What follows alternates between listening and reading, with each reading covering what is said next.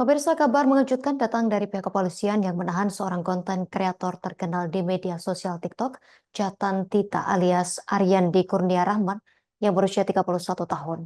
Jatan Tita dikenal luas di Gorontalo dengan konten memasaknya.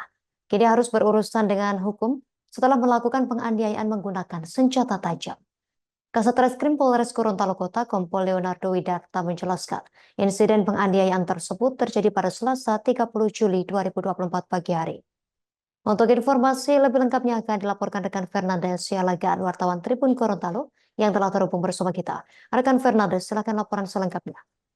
Baik rekan Justina dan juga Tribuners, kami informasikan bahwa memang benar telah berlangsung penganiayaan yang dilakukan Jatan kita, di mana penganiayaan tersebut berlangsung di sebuah kos-kosan di Kecamatan Kota Tengah, Kota Gorontalo. Dan korban penganiayaan adalah seorang pria bernama Alfa Ragil Amilie berumur 32 tahun dan ia mengalami luka di bagian kepala setelah diserang dengan sebilah badik oleh pria yang dikerap sebagai Aan alias Jatan Tita. Dan setelah menerima laporan dari masyarakat terkait penganiayaan tersebut, pihak kepolisian langsung mengolah tempat kejadian perkara.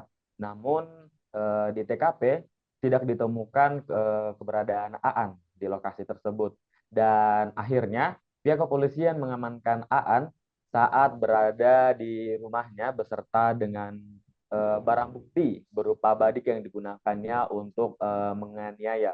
Dan sementara itu, korban hingga saat ini masih dirawat intensif di rumah sakit di Kota Gorontalo karena mendapat total 3 luka. Ada luka di bagian kepala yang cukup dalam, di bagian bahu, dan juga di bagian punggung.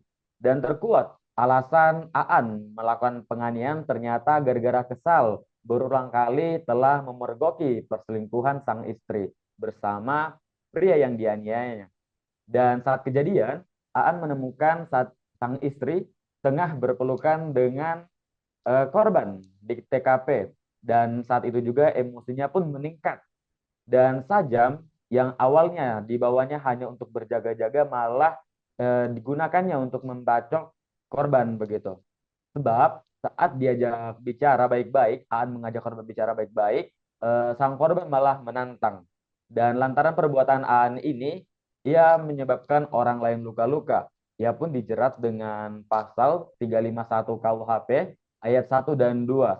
Dan ayat 1 berbunyi, penganiayaan diancam dengan pidana penjara paling lama 2 tahun 8 bulan atau pidana denda paling banyak Rp4.500. Ayat 2 berbunyi, jika perbuatan mengakibatkan luka-luka berat, yang bersalah diancam dengan pidana penjara paling lama 5 tahun.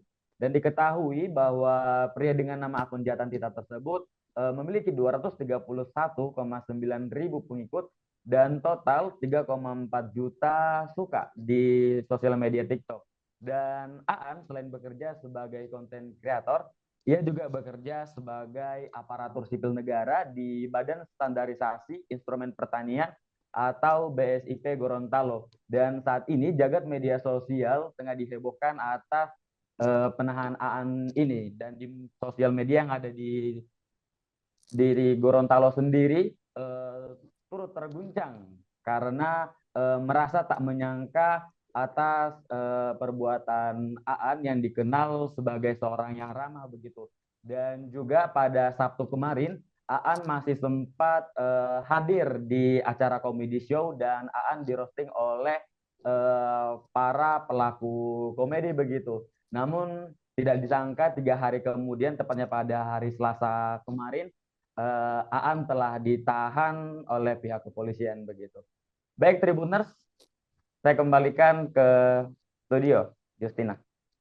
Terima kasih rekan Fernandes Sialagan, wartawan Tribun Gorontalo atas laporan dari Anda. Selamat bertugas kembali. Download Tribun X sekarang, menghadirkan lokal menjadi Indonesia.